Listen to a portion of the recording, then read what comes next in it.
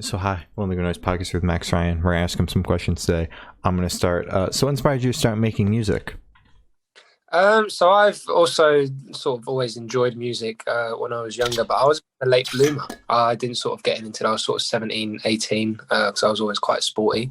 But sort of at school, there was sort of musical theatres and shows that obviously people wanted to try and get involved with. And I just remember getting into my first play, which was Les Miserables.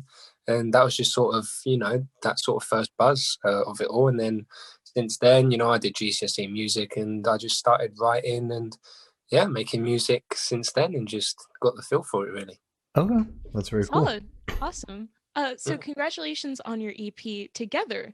How do you feel about the response to it so far? Of course, yeah. Yeah, it was good. It's been out a while. It was sort of the first main project that I put out. I just wanted to, give it a try and see what sort of response it would get.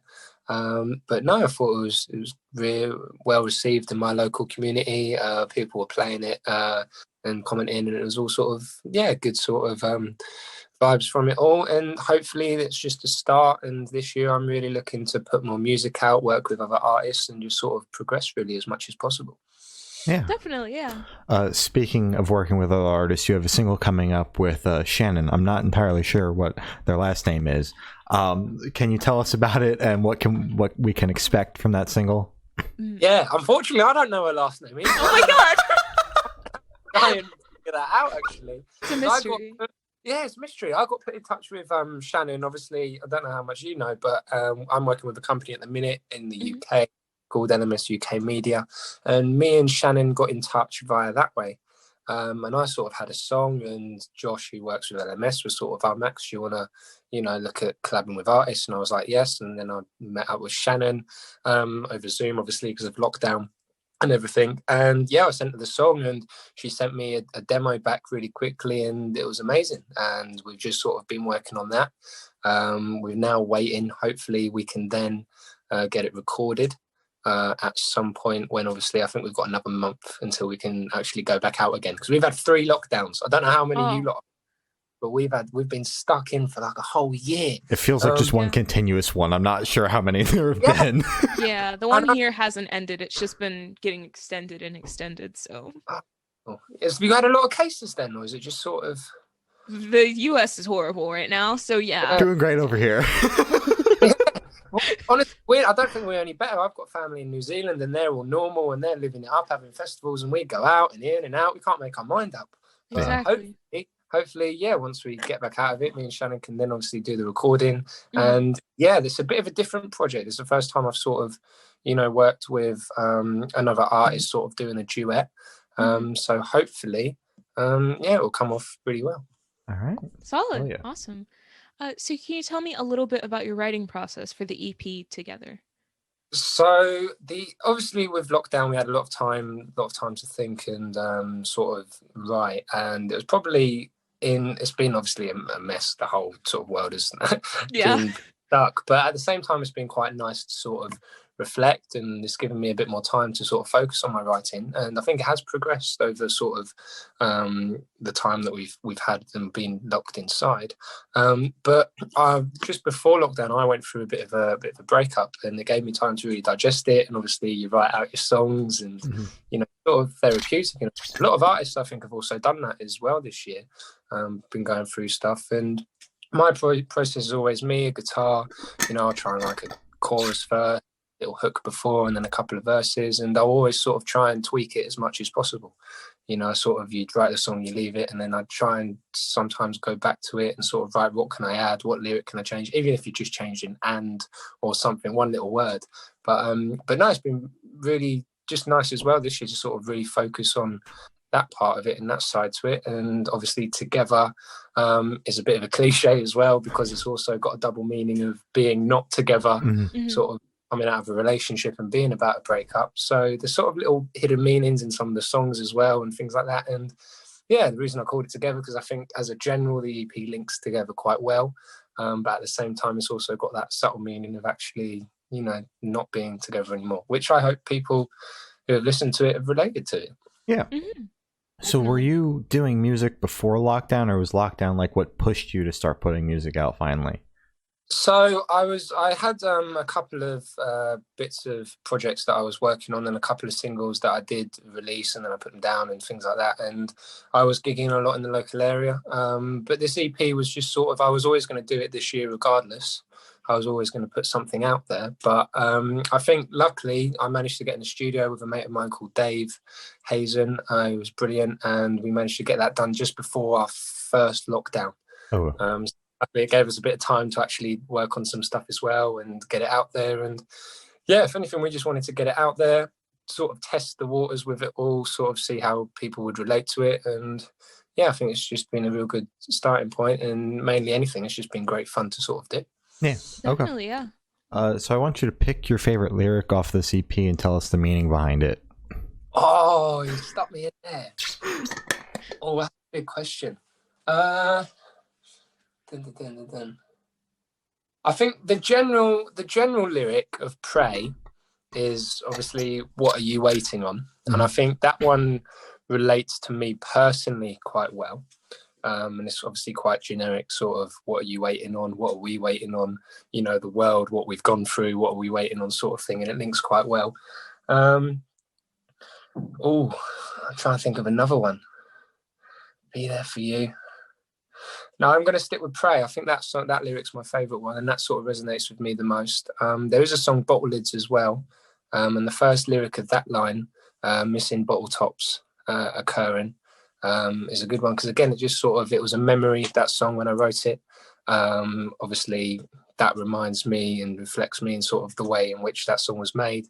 And yeah, it's just almost sort of, it's occurring, the same sort of, again, it relates to sort of the breakup, the same little problems were always occurring as well. And just little words like that sort of have different meaning to me. But again, music is a sort of, people relate to it differently and take different things from it. But as a personal point of view, those two are my sort of favourite parts of the song. Okay. Okay, solid. That's awesome. I don't know if that's a good answer. I don't know what, you'd probably get better answers than that from other people. That's exactly That's how you have to answer it. Exactly, there is no yeah. like better answer Exactly, per yeah. se. Mm-hmm. So you kind of went into it a little bit at the beginning, but can you tell me where your headspace was while creating this EP?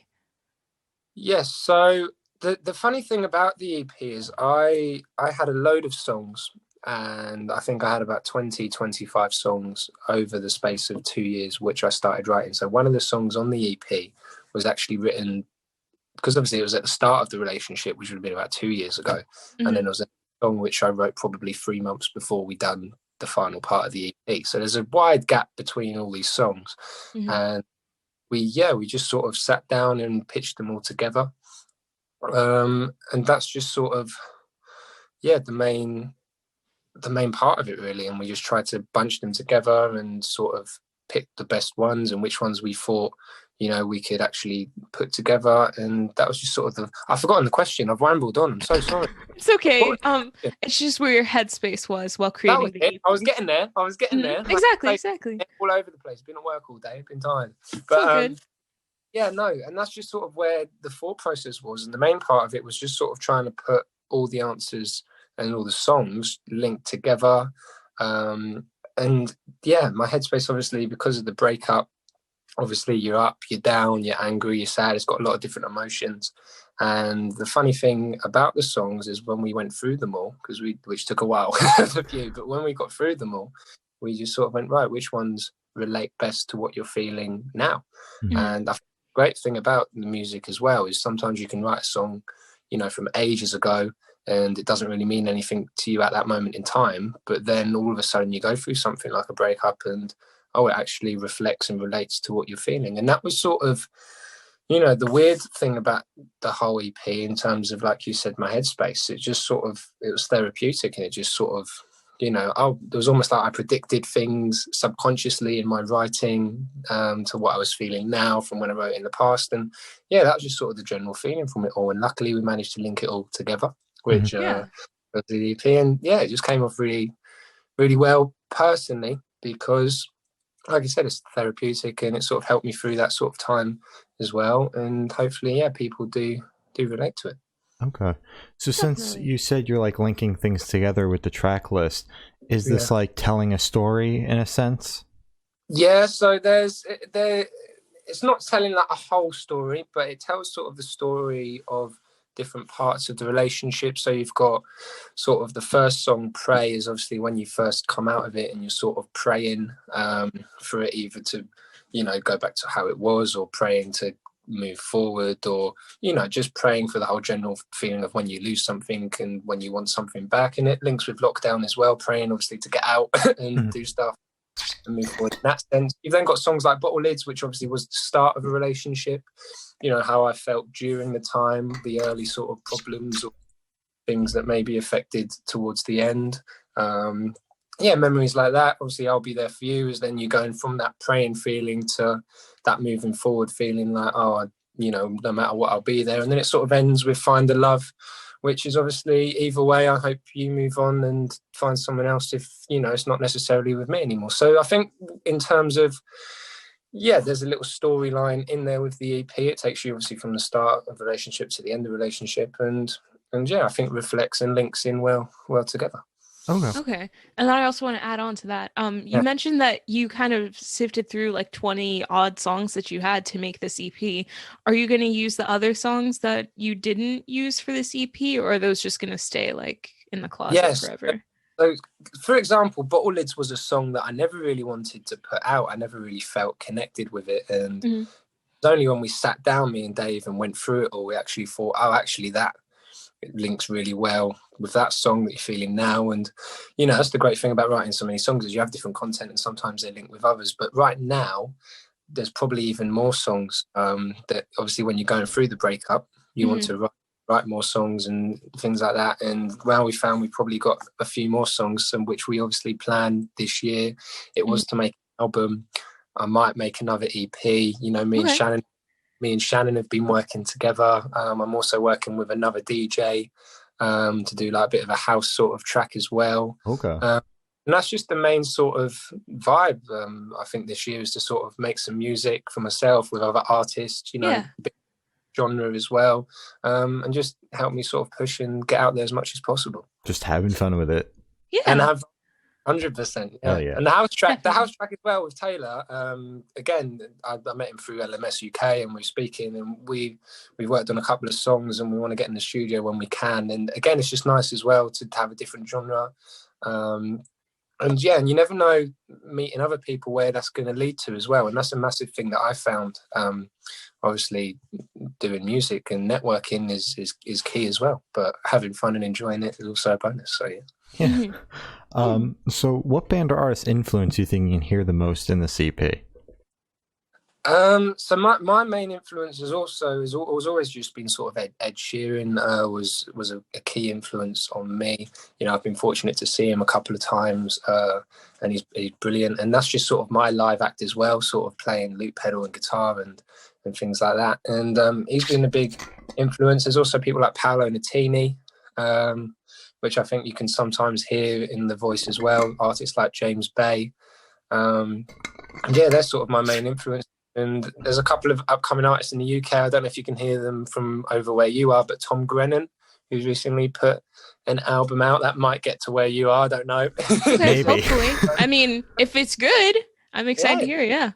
But no, it is brilliant. And there's a few like upcoming artists as well that I love listening to new music and new artists. And he's got quite a reputation now from when he did a couple of years ago. And it's just sort of, as well, when you connect with an artist like that from the beginning, you sort of think, oh, wow, I can do that as well. And it's brilliant. So they're sort of my main artists. But in terms of the EP, I think, you know, James Bay, a bit of Paolo Nutini and Ed Sheeran, you can definitely sort of hear, obviously, the links from those people that I, you know, want to portray in the songs and stuff. So, yeah. Definitely. All right.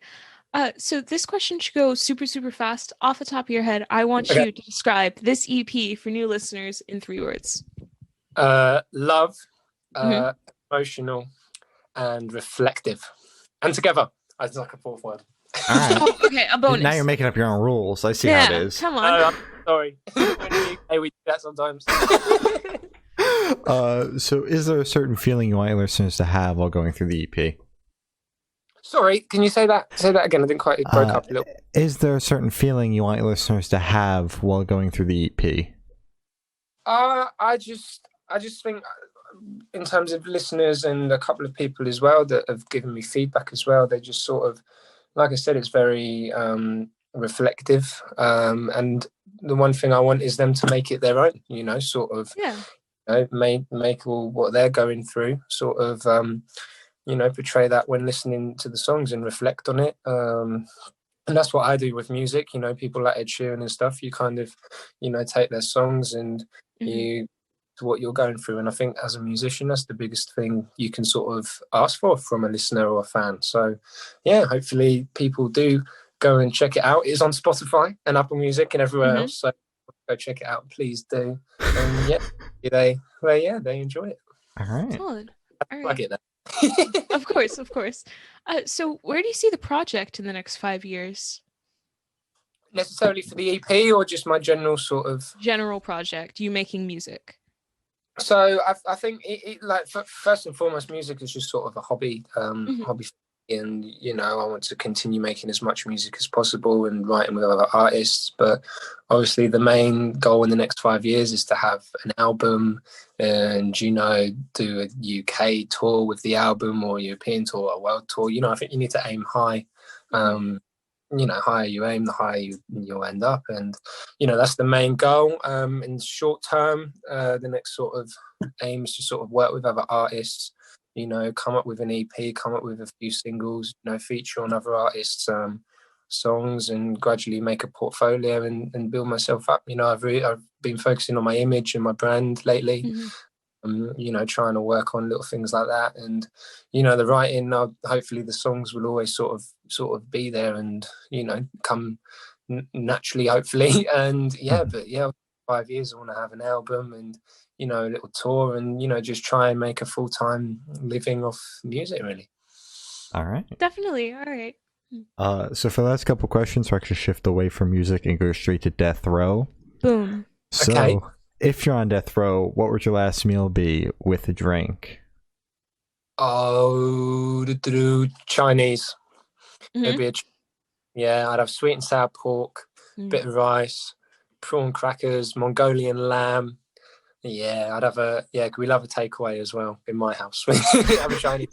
I think it'd have to be that. A close second is a roast dinner with lamb as well. A drink, it would be I think it would be a can of Coke. I'll go out with a can. Nice and simple. Yeah, exactly. Easy. I can't be celebrating too much with an alcoholic one because I'm about to get the chop. But yeah. I think fair. Chinese would satisfy me before. What would you have? Big bowl of spaghetti with a Sprite cranberry. And Thai basil tofu with a boba tea. What's a boba tea? It's like bubble tea. Oh, bubble tea. Yeah. It's the stuff with the little tapioca pearls at the bottom. Oh god, yeah. I have to Google that. Yeah, I've just had an Earl Grey tea. Earl Grey's nice. I'd stick to Earl Grey is the best. I agree. It is. Yeah. Bubble tea. Awesome. Yeah, it's amazing. Get hungry now. It's nearly dinner time where I am now, isn't it? Oh, go get some bubble tea then. Or spaghetti. Or spaghetti. Both. Why not? Got my dinner plans tonight. Oh my god, wonderful. So if you could live in one fictional world for a week, where would you live? It's got to be Harry Potter, isn't it? Got to be Harry Potter. I wouldn't want to be Harry. He gets in too much trouble. He does. So I'd just be sort of one of the people in the background that goes to Hogwarts, just goes to Hogwarts, learns his magic, has a bit of fun, makes a few spells. Yeah, happily live there. Try and get on a broomstick, bit of Quidditch.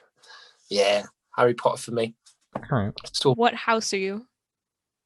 What house? Godwin. Godwin? Godwin? That's Hufflepuff. Hufflepuff. Godwin was my house at school. Yeah, I was about to say, I think that's a school. Yeah, that's a school one. Yeah, we had Godwin at school. Yeah, no. Hufflepuff. Okay. Me too. I was like, that's Hufflepuff, yeah. Oh, yeah. Hufflepuff's great. Like I said, been a long day where I am. Been a long day. Yeah, it's okay. You're doing great. You're doing great. It's fine. You can cut that out. You can cut that out later on. So I have done. I've asked the last question, and every single person we've spoken to have said that it is the most important question. Okay. What's your favorite color? Blue. Favorite color is blue. I'm wearing blue. I don't know if they want me, but I'm wearing blue. And yeah, blue's my favorite. Sky, nice light sky blue. Mm-hmm. It's a great question, and that is actually the most important question. Exactly. It is. That's what we tell everybody. Yeah. So awesome. As I said, that's all the questions we have today. Is there anything that you would like to plug? Obviously, the EP, my Spotify, Max Ryan. Please go check it out. Give it a listen, and yeah, just enjoy it. And I hope I've bigged it up for you guys. Oh yeah! All right. Yeah, thank you for having me. This has been brilliant. And like I said, it just goes back to trying to get out there as much as possible. So yeah, it's been great, obviously, speaking to you both, and I hope the podcast, thrives even more and keeps, and hopefully we'll all be out of lockdown. For sure. Hopefully, God. I'll plug you guys. Keep watching, keep listening, keep streaming. Thank you. Thank you. Well, thank you for now. This has been Max Ryan, and we're the Good Noise Podcast.